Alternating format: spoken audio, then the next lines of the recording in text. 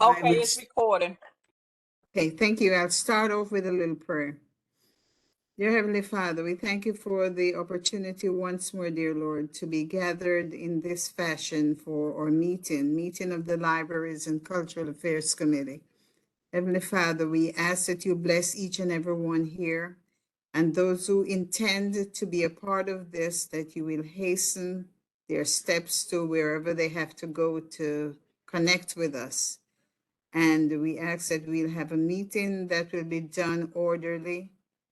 And we just ask you, dear Heavenly Father, that you'll continue to bless us all as we do the work,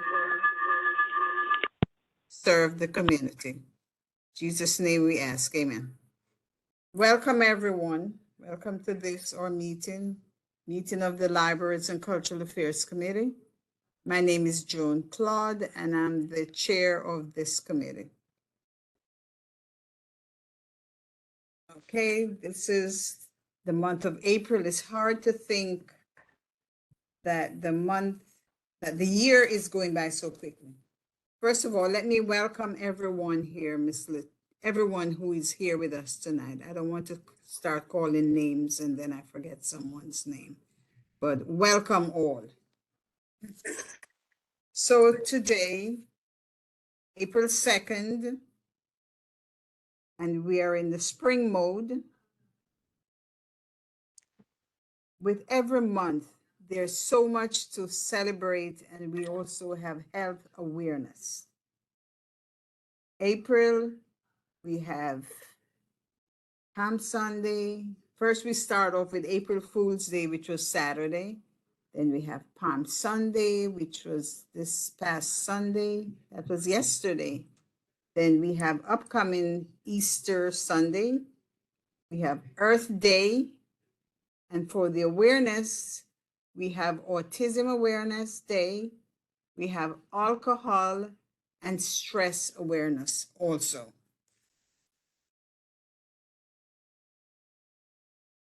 April is also known for spring flowers. We get the rain and then we complain, it's raining, but then after the rain subsides, here comes the beautiful spring flowers.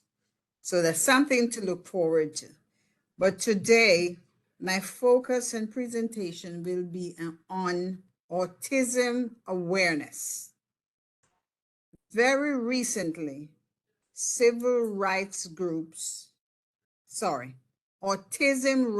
groups are asking schools and the media to focus on the inclusion and acceptance of those with difference in neurological disorders. This starts with the small but significant change from autism awareness to autism acceptance. Acceptance, on the other hand, calls for society to meet children and adults with autism where they are and to make room for them. The word acceptance asks that we see autism not as a disease, but as a natural difference in neurology. And I'll stop here and say that this is just my research. I'm not a doctor, I'm not in the medical field. So whatever you hear here, if you have questions, I would advise that you see your medical doctor or anyone in the medical professional field. This is just what I researched, and these are my findings. Autism is a complex brain disorder that often inhibits a person's ability to communicate, respond to surroundings, and form relationships with others. According to the World Health Organization, about 1 in 270 people in the world has autism spectrum disorder, ASD. ASD is a group of developmental disabilities that cause challenges in many areas of one's life. Some of the profoundly affected areas include social, communication, and behavior. Children with autism spectrum disorder are usually nonverbal, or they have restricted or repetitive behaviors. ASD, which is autism spectrum disorder, also affects people of all racial, ethnic, and socio-economic backgrounds. Each person's individual experience of autism and needs for support and services can vary widely. Diagnosing autism spectrum disorder can be difficult because there is no medical test, like a blood test, to diagnose the disorder. Doctors look at the child's developmental history and behavior to make a diagnosis. ASD can sometimes be detected at 18 months of age or younger. Difficulty with communication and interaction with other people, restricted interest, and repetitive behavior is a part of that. Today, society has a greater awareness of autism than before, but those affected by autism often face a number of struggles throughout life, from bullying and prejudice to limited job opportunities and access to health care. Education is important, but advocates agree that we shouldn't stop there. Excuse me, please, for 1 minute.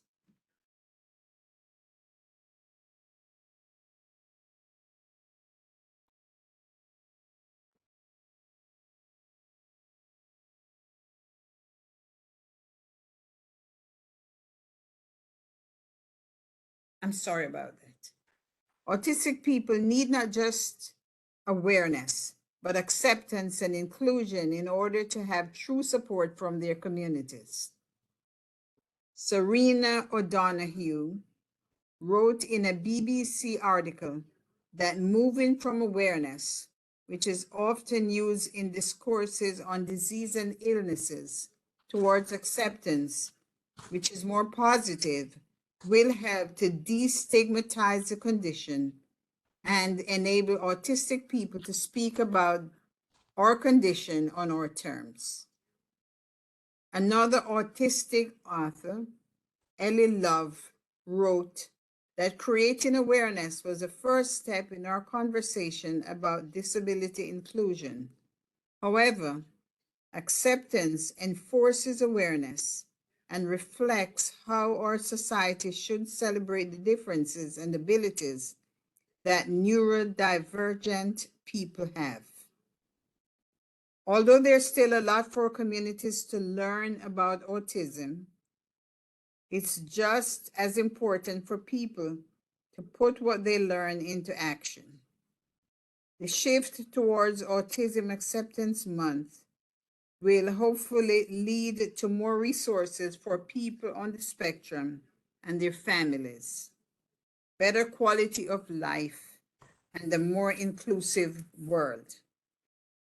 Our president, Joseph R. Biden, has declared April 2nd, 2023, World Autism Awareness Day, and he proclaimed, "I call upon all Americans to learn more about autism, to improve early diagnosis, to learn more about the experiences of autistic people from autistic people, and to build more welcoming and inclusive communities to support people with autism." And this disease seems to be more common now than it was years ago. In listening to the Sherry show today, there was someone there who had taken on this. And because she had a son who at 2 years old was diagnosed with autism.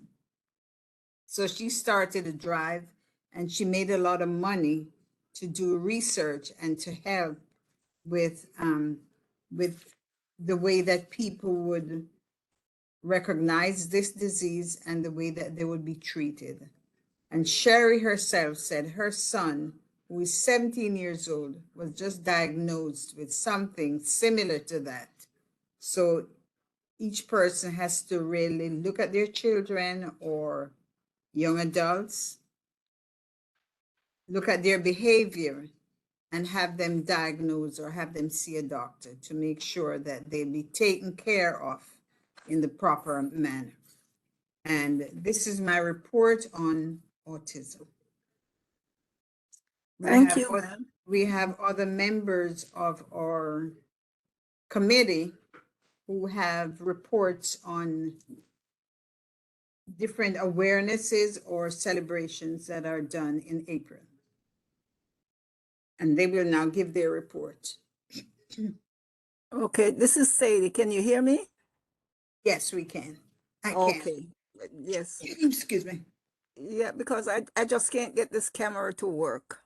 But my report will be on Earth Awareness Month, which should be all year long.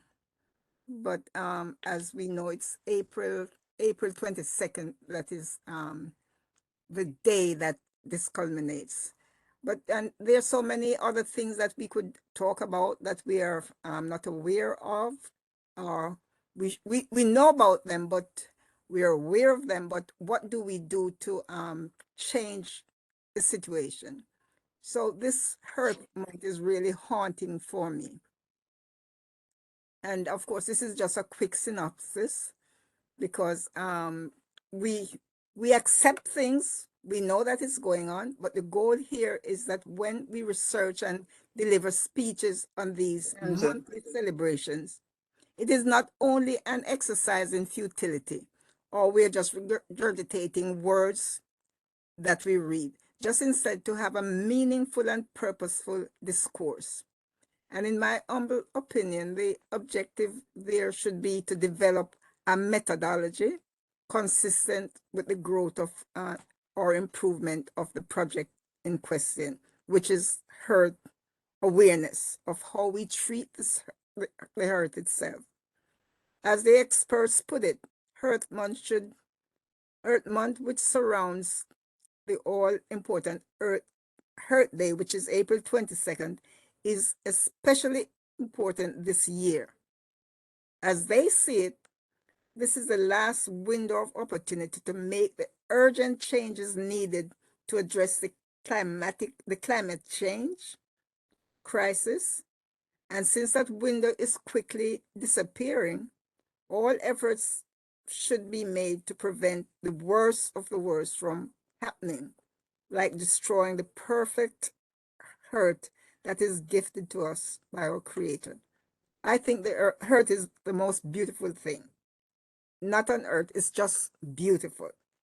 The experts continued that while the urgency surrounding climate actions should inspire us all into action during this month and beyond, it should be noted that incredible progress is being made, and in continuing in the area, and that there are many inspiring helpers making it real, meaningful difference for our planet, and by extension, all the life that it sustains. Because remember, we are on the earth, we are on the planet.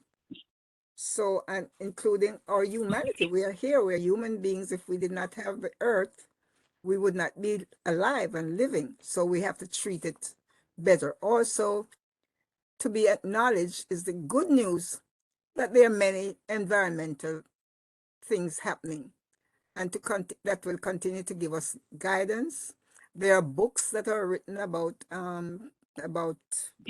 health, the world's health, and as we know, we see from all of these hurricanes, there's some disturbance coming in, distracting.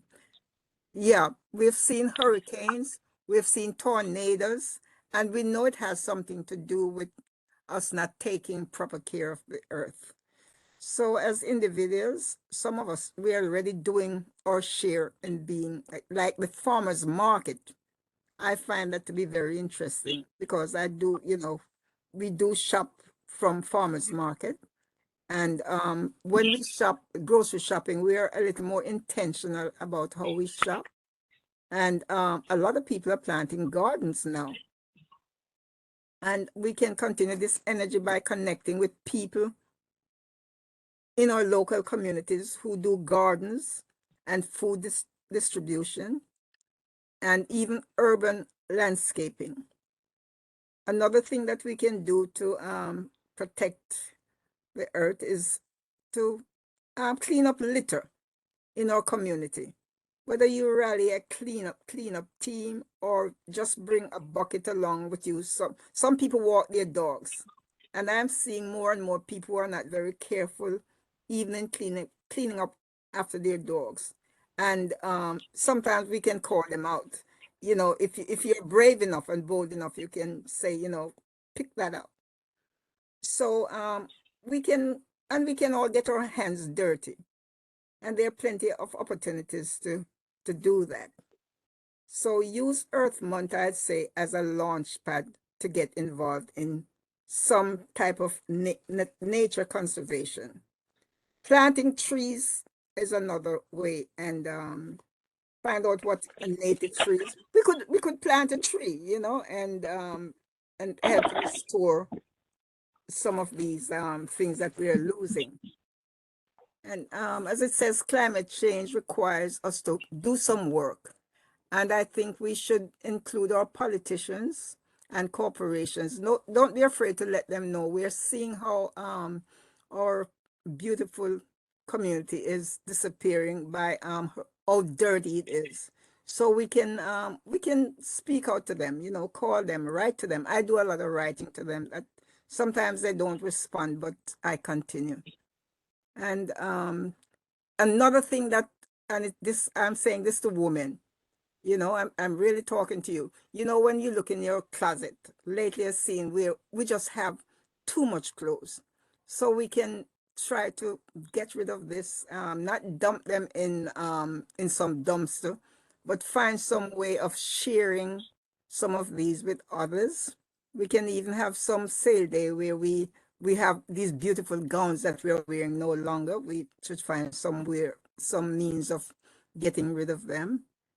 And another thing that I know, composting is very good, and a garden, because I am trying to get a garden together this year. So the earth is ours to take care of, and we know that we have been messing with the earth for a long time. So if we want to be here and for a long time, we need to take care of this beautiful place. So and that's it's kind of personal here now. So I thank you for listening. And if anybody is interested in doing anything about our cleanup of the Bronx, because I think we are one of the dirtiest borough in the States. So I thank you for listening. And I'm sorry I still did not get my computer to work. So if you have any questions or anything, I'm really, really interested in this Earth month. Thank you. Can you all hear me? I can, Barbara Gibson. Yes. Yes, we can hear you. Yes, we can hear you. Thank you, Miss Sadie. And We that's can hear you. something that we should all be interested in, the earth. And yes, cleaning up. And Miss Sadie, you talk about the clothes, having too much clothes Yeah. and the gowns. I should remind you that the Bronx District Attorney's Office is collecting, now that prom is next month for most high school students. Okay. So Yes. they're collecting slightly used Yeah. gowns and suits Yes, I saw that. for graduates. If you might have seen the flyer. Yes. And I that's don't know. I think the cutoff date is sometime this month. So that's one way of getting rid of the gowns and also suits for men. So if anyone is interested, I think someone is actually here from the Bronx District Attorney's Office. Maybe he can give us more information on that. Okay, so let's take care of this wonderful earth so we can pass it on to future generation. I'm sorry, what was the question? From the Bronx District Attorney's Office? Yes. No, well, Miss Sadie talked about all the clothes that we have in our closet and we are not using. And I reminded her that the Bronx District Attorney's Office is collecting gowns and suits for the high school students who will be graduating soon and going to their prom. But I don't have a cutoff date, so maybe you could speak I could more on that. Thank you for that, by the way. So my name is Eastside Saintville. I'm with the Community Affairs Unit with the Bronx District Attorney's Office. We're having our prom suit drive. We're taking in any prom suits, gowns that aren't ripped, that aren't damaged. The cutoff time or date, April 21st. You can come into our building at 198 161st Street. It's on the first floor lobby. You can come in with any of the clothes that you have, leave it in the first floor lobby, and one of our staff members from Community Affairs would pick it up. But yeah, that's pretty much all of the information on that.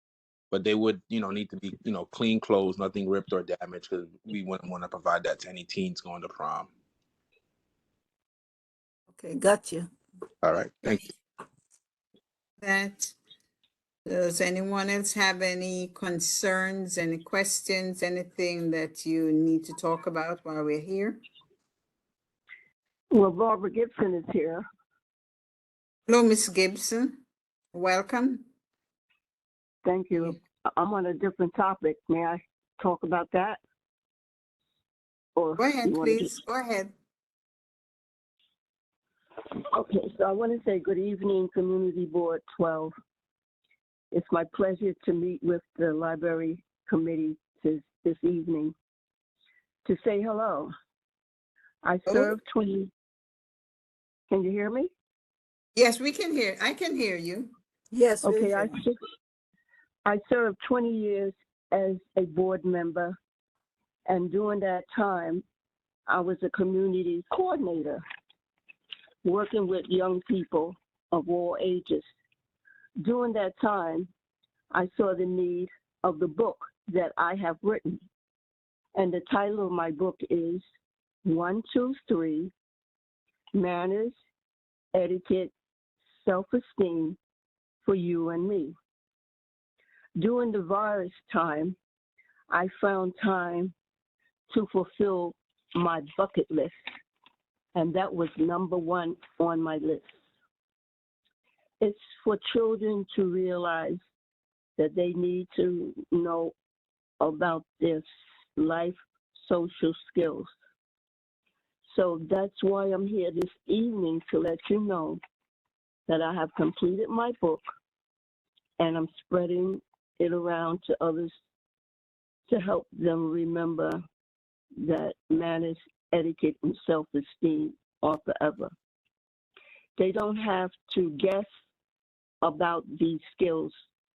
The book that I've written is to the point. After working with kids so many years, I saw the need in different categories, and that's why my book is entitled 123 Manners, Etiquette, and Self-Esteem for You and Me. So I'm looking forward to reaching out to the community and hopefully be able to help our children and parents during these trying days for everyone. So you all know me as a previous community board member, and I'm still concerned and working in a different category, but I am a community board member for life. Thank you for listening to me. Congratulations. Are these book, is this book now up for sale? And Yes, where? and I meant to mention that the book is in Spanish and English. They'll be available at the end of this month. I'm getting all the procedures together, my website and other things, so that I can reach out to others and they can purchase it at Amazon. So I am making all those arrangements, but my book is completed and it's in Spanish and English. So I will be getting Congratulations. that. Thank you. It was a very interesting experience for me. I'm not in the city right now, but I've written my book within a year with the help of the library. So it's very important that our library stays open and be available to us in so many ways. I had no idea the service that I could have gotten that I did get. And different books that helped me to see and to guide me. And at 83, I felt like I was 21 years old again. But I just want to say, if anyone have a desire that they want to write a book, don't hesitate. It's very interesting. It makes you think about what you did yesterday and make it be a blessing for today. Thank you very much and congratulations. Thank you. Any questions, anyone?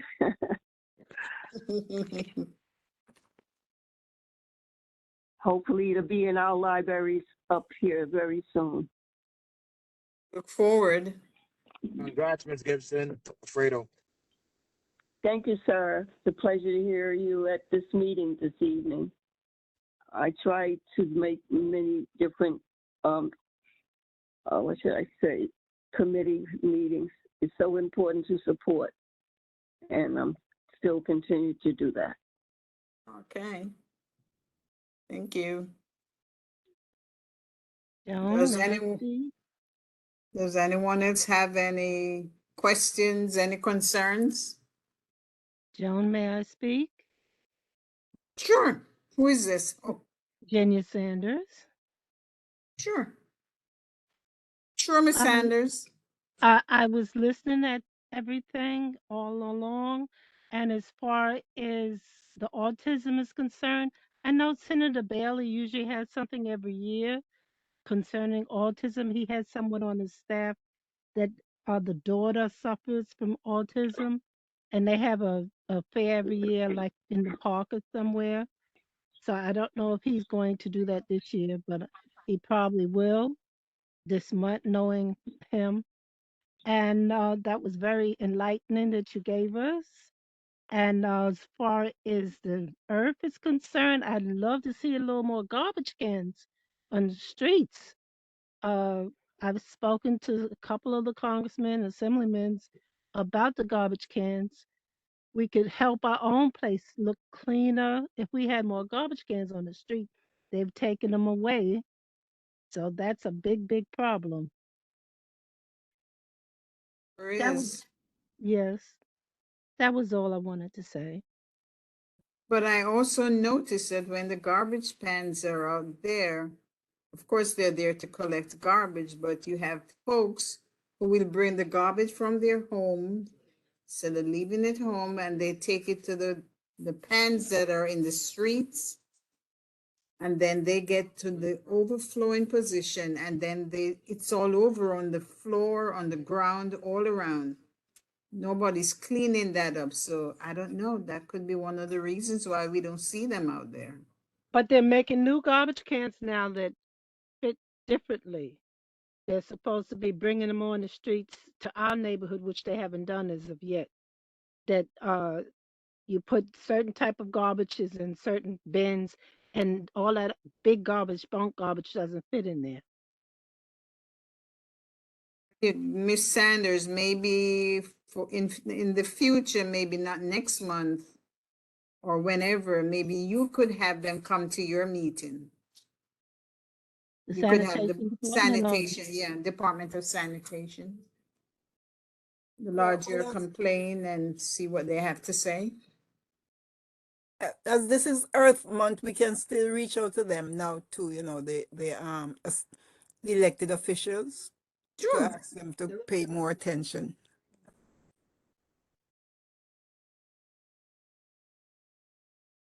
So, hi, this is Carla Borsati from the Environmental Concerns Committee of CB12. I did raise the garbage can situation with District 11's council member, Eric Dinowitz, and I was told we have to go through our council members, that the Department of Sanitation does not put out the nice, fancy, bigger garbage cans. It has to be put in the budget by our council members. So that's all the information I have on that front.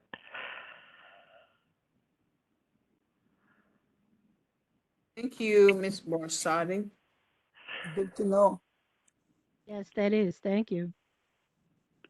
Yeah, and I'm still working on it. I haven't gotten very far, I admit, but it's on the top of my list because, it relates to other issues like dealing with the rat population. The nicer garbage cans reduce access for, vermin and whatever. So I'm continuing to work on it, and I'll report back as there's more news.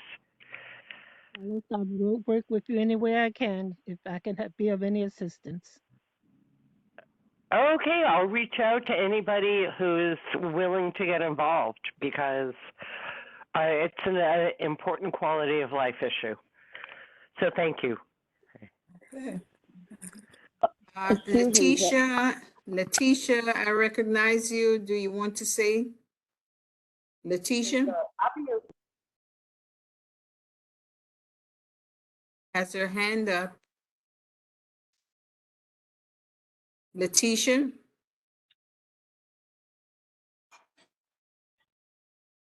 Okay, is there anyone else with any concerns? Yeah, this is Gina Williams from the Public Advocate's Office. I'm your Bronx rep. So tomorrow or later tonight, I don't want it to be too late, but I will send out some information from the Board of Education on a state level. There's lots of information about autism in there because it is Autism Awareness. And I will try to see how our office can chime in with you on the sanitation issue regarding the composting and everything as well. That's it. But if you have any concerns, you should reach out to the public advocate through the, or you could directly email me with any concerns that you might have. But the process normally is to put the information in the help desk email, and then that goes to like constituent services, and someone from constituent services definitely will reach out. But if you need any assistance, just feel free to reach out to me. Let me put my email in the chat for you.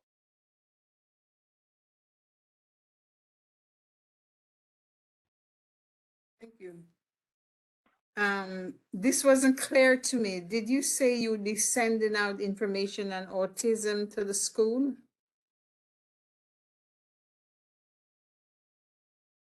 Yeah, I mean, I could send them out to the CEC and then to the superintendent, and they can pass it along.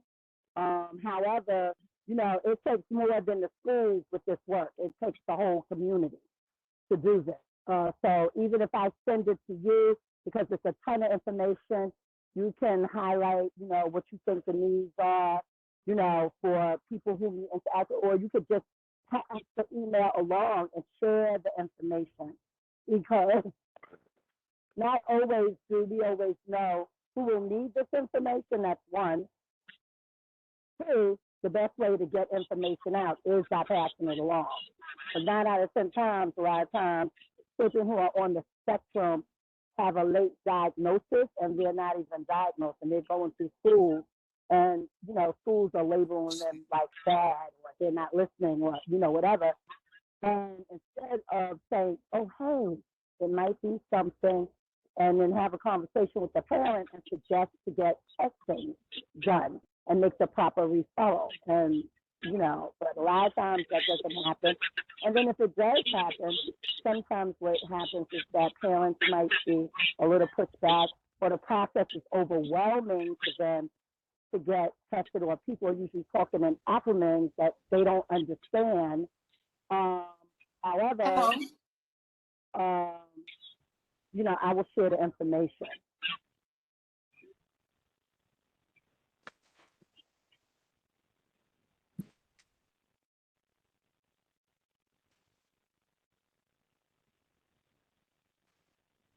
Yes.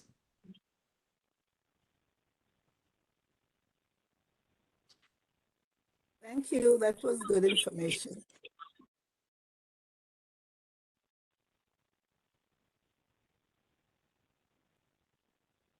Joan, we're not hearing Okay. you. Because I was listening to Carmen on the phone.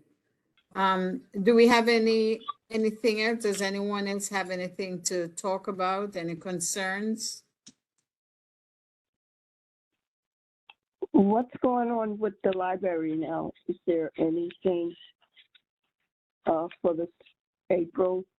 I noticed they have an April schedule for the young people. Did you You're mention talking that? about the New York Public Library? Yes. We haven't had a report from them recently. Okay.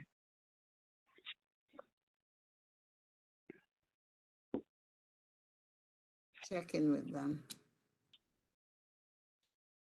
Anyone else? Anything?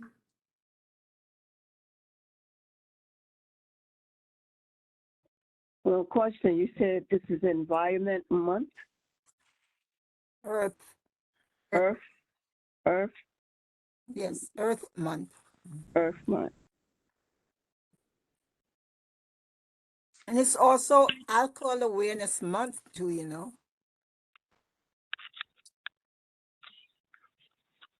Repeat that, please. Alcohol Awareness Month. And stress. I just did Yeah, autism. and stress. So I will just, Stress. we can talk a little bit about the alcohol awareness, Yeah, Miss Sadie, carry on. Let me speak with Carmen. Okay. And as it says here, it's a public health program organized by the National Council of Alcoholism and also drug dependence, as a way of increasing outreach and education regarding the dangers of alcoholism and issues related to alcohol. The program was started in April 1987 with the intention of targeting college-age students who might be drinking too much as part of their newfound freedom. When they go away to school, there's that newfound freedom and they experiment with things of such nature. And it has become like a national movement to draw more attention to the causes and effects of alcoholism, as well as to how to help families and communities deal with drinking problems. We have a lot of that in our community, and even though we're aware of it, it's like there's nothing really being done. And it says that a big part of the work of alcoholism awareness is to point out that there's a stigma. There's an interference from somebody's phone. There's an interference. Yes, and it says it's a big part of the work of alcoholism. Oh Miss my. Sadie, this is Miss Dickerson. Just a second. Yes. Miss Gibson, if you can hear us, can you please mute your phone? Miss Gibson? Yes. Hi, good evening. This is Miss Dickerson. If you can hear me, can you please mute your phone? We can hear your background. Okay, I did. Thank you so very much. Okay. Yes, as I was saying, they say, I was still hearing it. They say a big part of the work of Alcoholism Awareness Month is to point out the stigma that still surrounds alcoholism and substance abuse in general. For many, denial is a common trait that people deny, that they have this problem. And they often underestimate the amount they drink. Goodness. So we need to pay attention to that also.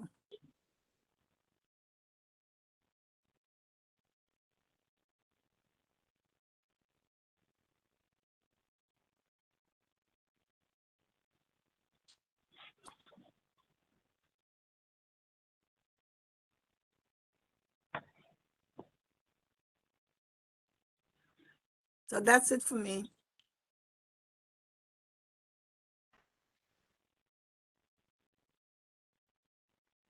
Thank you, Miss Sadie.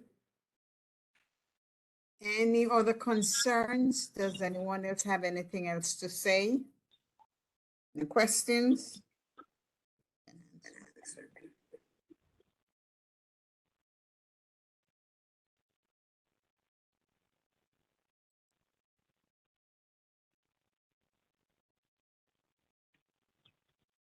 Okay, hearing none, I will ask for a motion that we adjourn this meeting. So move. It's now 7:50 p.m. and this meeting is adjourned. Thank you for the invite. Have a good night, everybody. You're welcome. Thank you all for coming. Good night. Thank you for having me.